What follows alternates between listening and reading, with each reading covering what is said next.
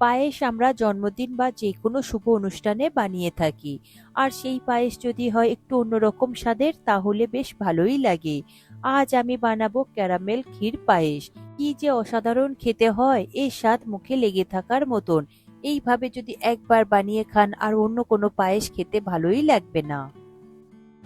নমস্কার বন্ধুরা, কিচেন টেকনিকে আপনাদের সবাইকে স্বাগত। আমি মধুমিতা। আজ নিয়ে এসেছি একটা দারুণ স্বাদের রেসিপি। চলুন দেখে নেওয়া যাক। ক্যারামেল ক্ষীর পায়েসের জন্য আমি এখানে গোবিন্দভোগ চাল নিয়েছি। আমি এখানে ওজন হিসাবে 50 গ্রাম নিয়েছি। চালটা আপনারা একটু বেছে নেবেন যেন পরিষ্কার থাকে, একটু ফ্রেশ থাকে। এরপর এই চালটা খুব ভালো করে পরিষ্কার জল দিয়ে 2-3 বার মতন ধুয়ে নিতে হবে। কারণ চালের মধ্যে অনেক ময়লা থাকে, তাই চাল অবশ্যই আপনারা ধুয়ে ব্যবহার করবেন। আর এটা একটু ফ্রেশ চাল হলে চালের মধ্যে সুন্দর একটা সুগন্ধি থাকে। আর এই চালটা যদি অনেক দিনের পুরনো হয়, একটা গন্ধ এসে যায়, তাতে করে পায়েসের ফ্লেভারটা একটু কমে যায়, ভালো লাগে না খুব একটা বেশি। চালটা খুব ভালো করে ধোবার পরে জলটাকে ঝারিয়ে নেবেন। দেখুন চালের জল আমি খুব ভালো করে ঝারিয়ে নিয়েছি, চালের মধ্যে আর এক্সট্রা জল নেই। এরপরে এই চালের মধ্যে আমি দিয়ে দেব বড় চামচের 1 চামচ ঘি। আর নিয়েছি 4টে ছোট এলাচ। এলাচটাকে আমি একটু থেতো করে ব্যবহার করেছি।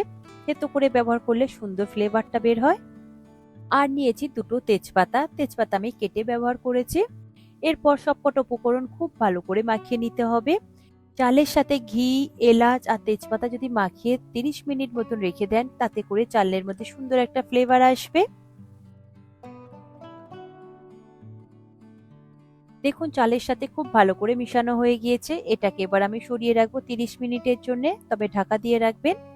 এরপর ক্যারামেলটা তৈরি করে নেব। তার জন্য আমি একটা ফ্রাই প্যান নিয়েছি। ফ্রাই প্যানটাকে লো ফ্লেমে একটু গরম করে নেব। তারপর দেখুন আমি এখানে চিনি নিয়েছি। আমি এখানে চিনিটা ওজন হিসাবে 100 গ্রাম ব্যবহার করেছি। চিনি দেওয়ার পরে গ্যাসের ফ্লেমটাকে কিন্তু কন্টিনিউ আপনারা লোতেই রাখবেন, তাহলে কিন্তু ক্যারামেলটা খুব সুন্দর তৈরি হবে, কালারটাও যেমন সুন্দর আসবে আর ক্যারামেলের মধ্যে কোনো রকম তিতো ভাব আসবে না। দেখুন লোতে রেখেছি, চিনিটা আস্তে আস্তে কেমন গলতে শুরু করেছে। যখন চিনিটা গলতে শুরু করবে তখনই আপনারা হালকা করে একটু নাড়াচাড়া করবেন, তার আগে চিনিটা নাড়াচাড়া করবার প্রয়োজন নেই। ক্যারামেলটা তৈরি করতে একটু সময় লাগবে, কারণ এটা লো ফ্লেমে তৈরি করতে হয়। দেখুন কন্টিনিউ আমি নাড়াচাড়া করছি যাতে চিনিটা বসে না যায়, বসে গেলে কিন্তু কালো হয়ে যাবে আর তিতো হয়ে যাবে। দেখবেন কন্টিনিউ নাড়াচাড়া করাতে চিনিটা খুব সুন্দরভাবে গলে যাবে আর আস্তে আস্তে কালারটাও চেঞ্জ হতে শুরু করবে। দেখুন গ্যাসের ফ্লেমটাকে লোতে রেখেই আস্তে আস্তে আমি ক্যারামেলটাকে তৈরি করে নিচ্ছি। আর কালারটাও দেখুন আস্তে আস্তে লাইট হয়েছে, এরপরে আরো একটু ডার্ক হয়ে যাবে। দেখুন ক্যারামেলটা কত সুন্দরভাবে ডার্ক কালার চলে এসেছে। এর থেকে বেশি ডার্ক করবেন না, তাহলে তিতো হয়ে যাবে। এরপর আমি নিয়েছি ফ্রেশ ক্রিম। এখানে 4 টেবিল চামচ ফ্রেশ ক্রিম রয়েছে। ফ্রেশ ক্রিমটাকে খুব ভালো করে আমি একটু ফেটিয়ে নিয়েছিলাম। আর রুম টেম্পারেচারে ফ্রেশ ক্রিম রয়েছে। গ্যাসের ফ্লেমটাকে লোতে রাখা অবস্থাতেই এই ফ্রেশ ক্রিমটাকে ওই ক্যারামেলের মধ্যে দিয়ে দিতে হবে আর কন্টিনিউ নাড়াচাড়া করতে হবে। তবে ভয় পাবেন না, এখানে কোনো রকম ভাবে কড়ার গায়ে লেগে যাবে না, কারণ লো ফ্লেমে রয়েছে। মিশানোর সাথে সাথেই দেখবেন কালারটাও চেঞ্জ হবে আর অনেকটাই গাঢ় হয়ে যাবে, ঘন হয়ে যাবে। দেখুন ক্যারামেলটা কত সুন্দরভাবে ঘন হয়ে গিয়েছে আর কতটা সুন্দর কালার চলে এসেছে। এরপর এর মধ্যে দিয়ে দেব দুধ। দুধ আমি এখানে 1.5 লিটার ব্যবহার করেছি, কারণ এটা ক্ষীর পায়েস হবে, তাই দুধের পরিমাণটা একটু বেশি লাগবে। দুধ দেওয়ার পরে গ্যাসের ফ্লেমটাকে লোতে রাখা অবস্থায় কন্টিনিউ নাড়াচাড়া করে নিতে হবে। দেখবেন ক্যারামেলটা দুধের সাথে খুব সুন্দরভাবে মিশে যাবে, কোনো রকম ভাবে দলাভাব থাকবে না, তাই কন্টিনিউ নাড়াচাড়া করতে হবে। দেখুন দুধের কালারটা কিন্তু একদম চেঞ্জ হয়ে গিয়েছে। এটাকে একটু ফুটিয়ে নেবেন 2-3 বার মতন। দুধটা খুব ভালোভাবে ফুটিয়ে নেওয়ার পরে দেখুন আমি যে চালটা রেখেছিলাম ঘি আর এলাচ আর তেজপাতা মাখিয়ে, সেই গোবিন্দভোগ চালটাকে এই দুধের মধ্যে দিয়ে দিতে হবে। দুধটাকে ফুটিয়ে এই সময় ঘন করবার প্রয়োজন নেই, 2-1 বার ফুটলেই হবে। কারণ দুধের যে একটা কাঁচা গন্ধ রয়েছে সেটা চলে গেলেই হবে। আমি এখানে প্যাকেট দুধ ব্যবহার করেছিলাম আর একটাই কাঁচা দুধ ব্যবহার করেছিলাম, আর বাকি দুধটা আমার জাল দেওয়া ছিল, তাই আমি আর ফোটানোটা দেখালাম না। চাল দেওয়ার পরে কন্টিনিউ একটু নাড়াচাড়া করে নেবেন। আর চালের সাথে ঘি মাখানো থাকলে চালটা দেখবেন দুধের দেওয়ার সাথে সাথে আর দলা পাকিয়ে যাবে না, খুব সুন্দর আলাদা আলাদা থাকবে। দেখুন দুধটাকে এবার আমি খুব ভালো করে ফুটিয়ে নেব। দেখুন দুধটা ফুটতে শুরু করেছে, গ্যাসের ফ্লেমটাকে লোতে আমি করে দিয়েছি। এরপর ঢাকা দিয়ে এটাকে একদম ঘন করে নেব আর চালটাকে খুব সুন্দর করে সিদ্ধ করে নেব। 20 থেকে 25 মিনিট পরে আমি ঢাকনা খুলে আপনাদের দেখিয়ে দিচ্ছি।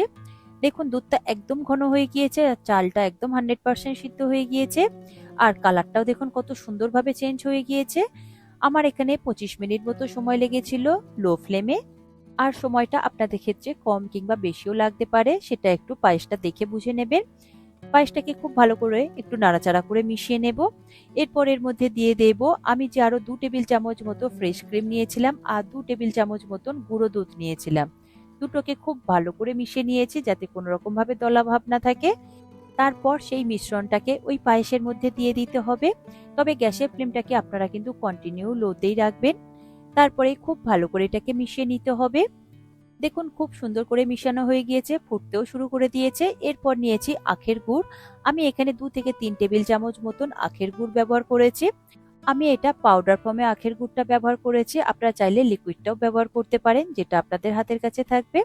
আখের গুড় দেওয়ার পরে খুব ভালো করে এটাকে মিশিয়ে নিতে হবে। দেখুন খুব ভালো করে মিশিয়ে নেওয়াতে কালারটা আরো সুন্দর চলে এসেছে আর দুধটাকে আরো 5 মিনিট মতো লো ফ্লেমে ফুটিয়ে একটু ঘন করে নিতে হবে।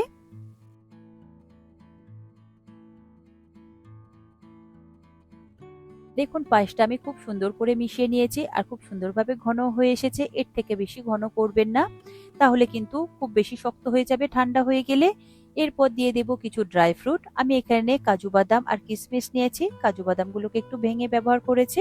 আপনারা নিজেদের পছন্দ মতো ড্রাই ফ্রুট ব্যবহার করতে পারেন। তারপর গ্যাসের ফ্লেমটাকে আমি বন্ধ করে দিয়ে এই ড্রাই ফ্রুটগুলোকে দিয়েছি, দিয়ে খুব ভালো করে একবার আমি মিশিয়ে নেব। তবে এই পায়েসটা এইরকম একটু পাতলা মতন রাখবেন, খুব বেশি ঘন করবেন না, কারণ ঠান্ডা হয়ে গেলে একদম শক্ত হয়ে যাবে।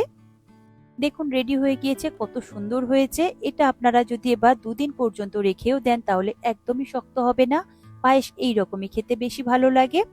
এরপর আমি শেষে অল্প করে একটু নুন দিয়ে দিয়েছি, তবে নুনটা অপশনাল, আপনারা ব্যবহার করতে পারেন নাও করতে পারেন। তবে পায়েসে একটু নুন দিয়ে খেলে বেশ ভালো লাগে, তাই আমি সব শেষেই নুনটাকে ব্যবহার করলাম। নুন দেওয়ার পরে খুব ভালো করে একবার মিশিয়ে নেবেন। দেখুন রেডি হয়ে গিয়েছে আমার আজকে ক্যারামেল ক্ষীর পায়েস। কতটা সুন্দর দেখতে হয়েছে, খেতে কিন্তু অসম্ভব সুন্দর টেস্ট এসেছে। এই পায়েসটাকে আপনারা গরম গরম ব্যবহার করবেন না, কারণ পায়েস গরম খেতে খুব একটা বেশি ভালো লাগে না। পায়েস সবসময় ঠান্ডা খেতে ভালো লাগে, তাই পায়েসটা ঠান্ডা হয়ে যাওয়ার পরেই আপনারা এটাকে পরিবেশন করবে। চাইলে আপনারা এটাকে নর্মাল ফ্রিজেও রেখে দিতে পারেন, তাহলে খুব তাড়াতাড়ি ঠান্ডা হয়ে যাবে। 10 মিনিট মতো স্ট্যান্ডিং টাইমে রাখবার পরে আমি আপনাদের সামনে একটা সার্ভিং বোলের মধ্যে পরিবেশন করে দেখাচ্ছি। দেখুন ক্যারামেল ক্ষীর পায়েসটা কত সুন্দর হয়েছে, কতটা মোটা আর ঘন হয়েছে। আর দেখতে দেখুন কত সুন্দর এসেছে কালারটা, খেতে কিন্তু অসম্ভব সুন্দর এসেছে। একদমই বুঝতেই পারবেন না যে এটা বাড়িতে এত সুন্দর আপনারা বানিয়েছেন। আর নর্মাল আমরা যে পায়েস বানিয়ে খাই সেই পায়েস খাওয়ার কথাই ভুলে যাবেন, এটা যে এতটাই সুন্দর খেতে হয়। এরপর উপর থেকে গার্নিশিং করবার জন্য আমি দিয়েছি কাজু বাদাম আর কিশমিশ। দেখুন রেডি হয়ে গেল আমার আজকের রেসিপি ক্যারামেল ক্ষীর পায়েস। খেতে কিন্তু অসম্ভব সুন্দর হয়, আপনারা এইভাবে একবার বানিয়ে পরিবেশন করে দেখবেন, বাড়ির প্রত্যেকেই ভীষণ পছন্দ করবে। জন্মদিন হোক বা যে কোনো অকেশনই হোক না কেন, পায়েস আমরা যে কোনো শুভ কাজে ব্যবহার করে থাকি। এছাড়া সামনেই তো জামাই ষষ্ঠী রয়েছে, আর জামাই ষষ্ঠীও একটা শুভ অনুষ্ঠান, সেখানেও আমরা পায়েস ব্যবহার করে থাকি। তাই এই রকম ভাবে একবার হলেও পায়েসটা বানিয়ে আপনারা জামাইদের খাওয়ান, দেখবেন সবাই ভীষণ পছন্দ করবে, জামাই তো ভীষণই খুশি হয়ে যাবে। এই রেসিপিটি আপনাদের কেমন লাগলো কমেন্টে অবশ্যই জানাবেন। আর যদি ভালো লেগে থাকে তাহলে লাইক শেয়ার করবার অনুরোধ রইল। সাথে এই রকম সব নিত্য নতুন রেসিপি পাওয়ার জন্য কিচেন টেকনিককে সাবস্ক্রাইব করে রাখবেন। আজ তাহলে এই পর্যন্ত, আবারও দেখা হবে অন্য কোনো রেসিপির সাথে। সবাই ভালো থাকবেন, সুস্থ থাকবেন, আর ভিডিওটি পুরো দেখার জন্য অসংখ্য ধন্যবাদ।